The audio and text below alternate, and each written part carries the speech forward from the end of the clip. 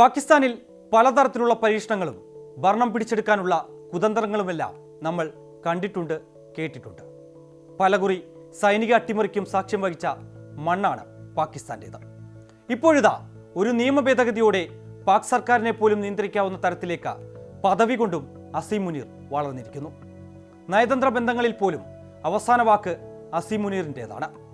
Dummy പ്രധാനമന്ത്രി എന്ന വിശേഷണം ഇതിനോടകം തന്നെ ഷഹബാസ് ഷെരീഫ് കേട്ടുകൊണ്ടിരിക്കുന്നതിന് കാരണവും ഇതൊക്കെ തന്നെയാണ്.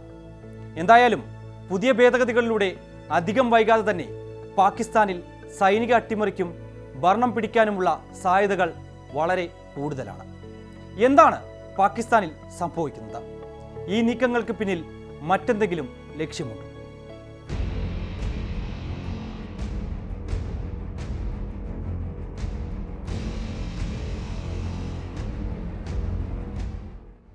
ഒരു ജനാധിപത്യ രാജ്യത്ത് ഭരണഘടനയാണ് പരമോന്നതമെങ്കിൽ പോലും പാകിസ്ഥാനിൽ പലപ്പോഴും സൈനിക ശക്തിയുടെ നിഴൽ സിവിലിയൻ ഭരണകൂടത്തിന് മുകളിൽ വീഴാറുണ്ട്.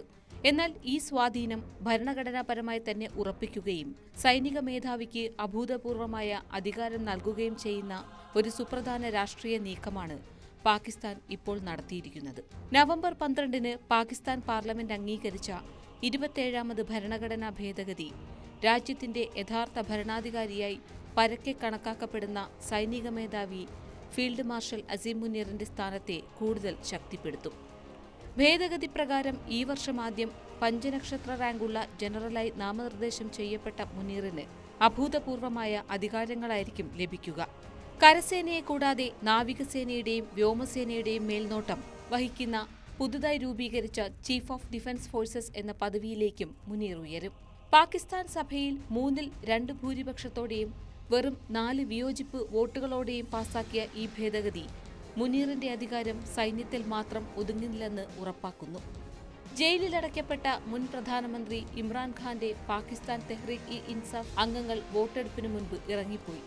ബില്ലിന്റെ പകർപ്പുകൾ വലിച്ചുകീറി പ്രതിഷേധിച്ചു.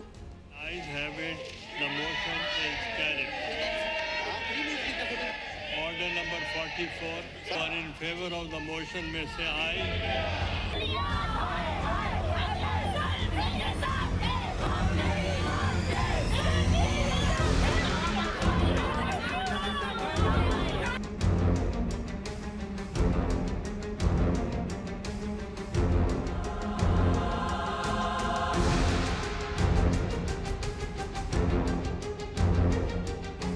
പക്ഷേ ഭരണഘടനാ ഭേദഗതികൾക്ക് സാധാരണയായി വേണ്ടിവരുന്ന ദീർഘമായ ചർച്ചകളില്ലാതെ അസാധാരണമാം വിധം വേഗത്തിലാണ് നടപടികൾ പൂർത്തിയാക്കിയത്. മുൻകാലങ്ങളിൽ ഭരണഘടനാ ഭേദഗതികൾ സെനറ്റിലും സഭയിലും ആഴ്ചകളോളം നീണ്ട ചർച്ചകൾക്കും തടസ്സങ്ങൾക്കും കാരണമായിട്ടുണ്ട്.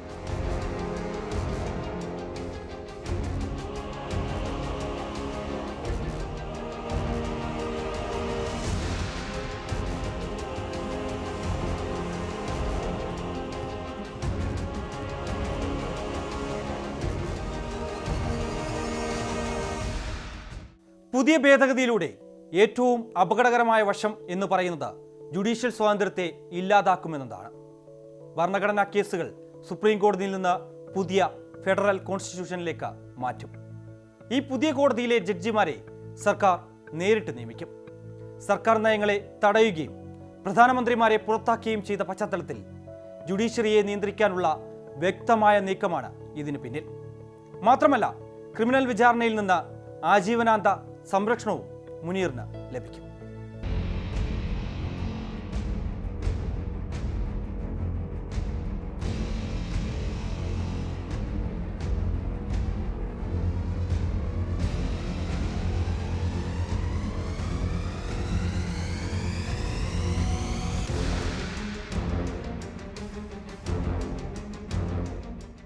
സുപ്രീം കോടതിയുടെ അധികാരങ്ങളെയും പ്രവർത്തന പരിധിയെയും ഈ ഭേദഗതി വലിയ തോതിൽ ദുർബലപ്പെടുത്തും. ഭേദഗതി പ്രകാരം സുപ്രീം കോടതിക്ക് മുകളിൽ ഒരു പുതിയ ഫെഡറൽ ഭരണഘടനാ കോടതി സ്ഥാപിക്കും.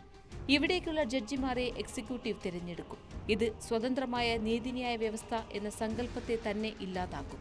ജഡ്ജിമാരെ എവിടെ, എങ്ങനെ സ്ഥലം മാറ്റണം എന്നുള്ള തീരുമാനം പ്രസിഡന്റിന് മാത്രമായിരിക്കും.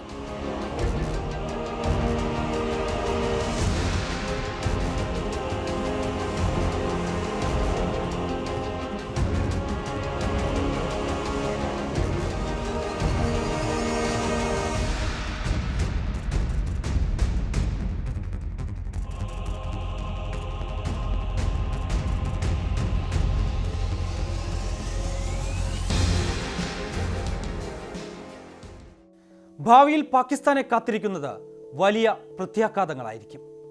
സ്വേച്ഛാധിപതികൾക്ക് പോലും സ്വപ്നം കാണാൻ കഴിയാത്ത അധികാരം പാർലമെന്റ് സൈന്യത്തിന് നൽകിയിരിക്കുന്നു എന്നതാണ് പുതിയ നീക്കത്തിന്റെ ഗൗരവം വർദ്ധിപ്പിക്കുന്നത്.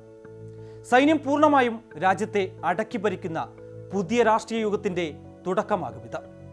ഈ മാറ്റങ്ങൾ ഭാവിയിൽ എളുപ്പത്തിൽ പഴയപടിയാക്കാൻ കഴിയില്ല എന്ന് മാത്രമല്ല, രാജ്യത്തെ ജനാധിപത്യ ഭരണത്തിന് സ്ഥിരമായ ഭീഷണിയായി നിലനിൽക്കുകയും ചെയ്യും.